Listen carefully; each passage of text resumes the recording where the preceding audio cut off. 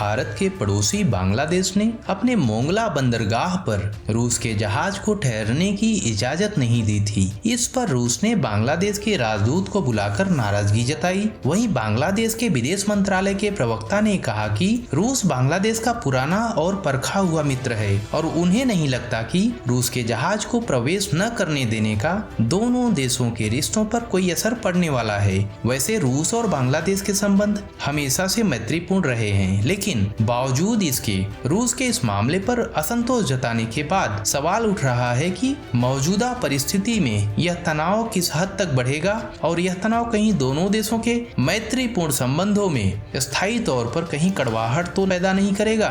तो आइए पहले इस पूरे मामले को समझने की कोशिश करते हैं। बांग्लादेश के रूपपुर परमाणु विद्युत केंद्र के उपकरणों से लदा उर्सा मेजर नाम का एक मालवाहक जहाज बीते साल नवंबर में रूस से रवाना हुआ था। ये जहाज दिसंबर में बंगाल की खाड़ी में पहुंचा। यूक्रेन पर रूस के हमले के बाद अमेरिका ने जिन 69 जहाजों पर पाबंदी लगाई थी, उनमें स्पार्टा 3 या उर्सा मेजर का नाम भी शामिल था। बांग्लादेश में इसे रुकने की अनुमति नहीं मिलने के बाद इस उर्सा मेजर जहाज ने भारत के हल्दिया बंदरगाह पर अपना सारा सामान उतार दिया था। रूस के विदेश मंत्रालय की प्रवक्ता मारिया जखारोवा ने बताया कि अमेरिका की ओर से पाबंदी की धमकी के कारण ही बांग्लादेश ने ऐसा फैसला किया। वहीं बांग्लादेश के जहाजरानी राज्य मंत्री ने कहा कि अमेरिका ने रूस के जिन 69 जहाजों और 7 जहाज कंपनियों के खिलाफ प्रतिबंध लगाए हैं, उन्होंने पहले कभी बांग्लादेश के किसी भी बंदरगाह या समंदर का इस्तेमाल नहीं किया है। इसके साथ ही बांग्लादेश ने भी कभी भी इन जहाज कंपनियों का इस्तेमाल नहीं किया है। बांग्लादेश के पूर्व राजदूत मुंशी फैज की राय में बांग्लादेश ने अतिरिक्त सतर्कता के तौर पर यह फैसला किया था। उनका कहना है कि भारत जैसा ताकतवर देश अगर अमेरिकी बैन को नहीं मानता है तो भी अमेरिका इस पर ज्यादा दिमाग नहीं लगाता, लेकिन बांग्लादेश ज्यादा ताकतवर देश नहीं है, इसलिए वह अतिरिक्त सतर्कता बरत रहा है। मुंशी फैज मानते हैं कि